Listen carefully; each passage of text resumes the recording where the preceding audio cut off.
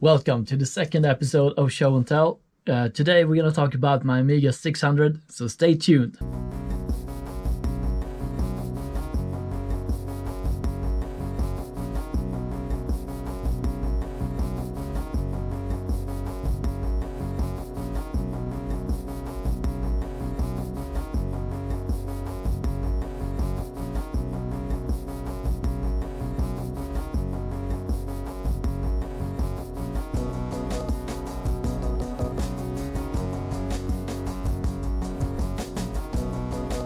When the Amiga 600 was released back then, it probably didn't make much sense to many people. It was just like a too small upgrade from the Amiga 500. And it didn't add much value back then. Today, however, I would say this is a great machine to get. With the accelerators you can get for it, you have the PCMCIA slot. So it's very useful. It's also very handy to sneak into your backpack and bring with you somewhere. Or if you live in a tiny apartment and you don't have that much space for retro or whatever, this is an excellent choice. It takes up so little room on the desk or in the shelf or wherever you like to put it. It's just a very handy machine, and I will show you what I have done with it on the inside to make it even more useful. And we're under the hood. For starters, we have the chip RAM expansion in here. And I also have the Furia V2, which is an 020 accelerator running at 25 megahertz. It also adds 9.5 megs of RAM. And you can turn it off if you need the PCMCIA port. And you can turn it back on again once you're done. This one also have the compact flash adapter that I found on eBay, which I really adore, because I don't know how visible this is. I'll give you another angle. This one just mounts on the IDE port, and it rests, the compact flash card itself rests on the PCMCIA port.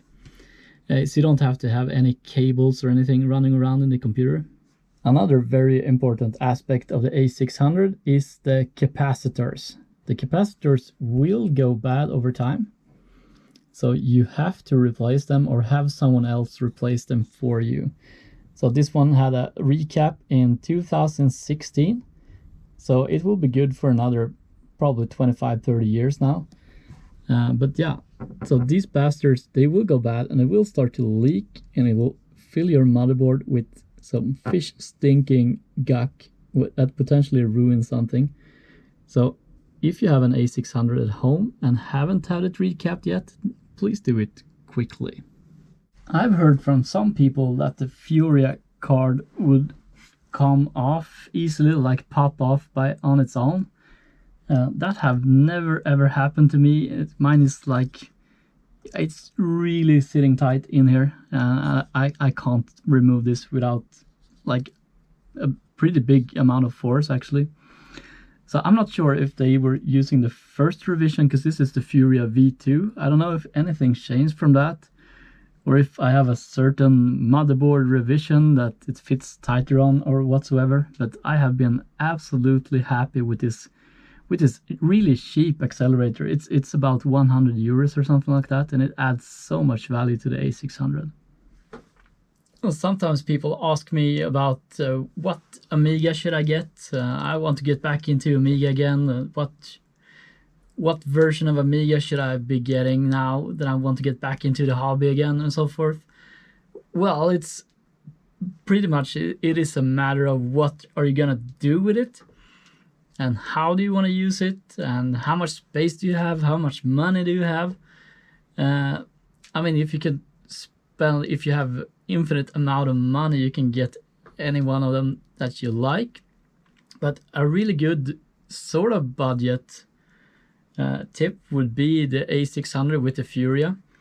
It will make it very nice for doing stuff like VHD load and such, and it takes up very little desk space, so you will have lots less trouble with the rest of the family who think you're an idiot for playing with awesome computers. And you'll also get the PCMCIA port. So you can use a device like this one. Just pop a compact flash card in it and just transfer files from your PC or whatever. And yeah, add more software or wherever you need. Or you done something nice in Deluxe Paint and you want to move it to your PC, this is your thing. And with this machine, you get that. And there is, of course, other options for like an Amiga 500. You have like a sidecar accelerator and such. But that will also require a lot of desk space. It's not a bad option at all, but I prefer this one actually. That concludes this episode of Show and Tell. Press subscribe if you didn't already, so you don't miss the rest of my collection as I walk you through them and what I've done with them.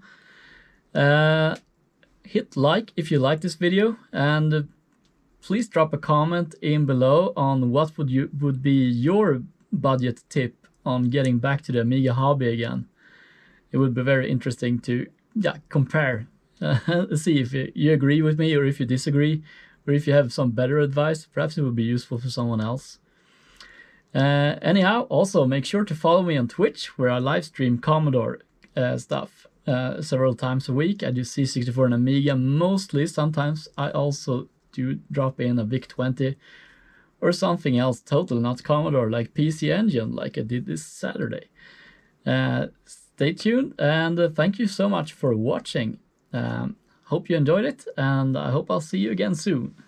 Cheers!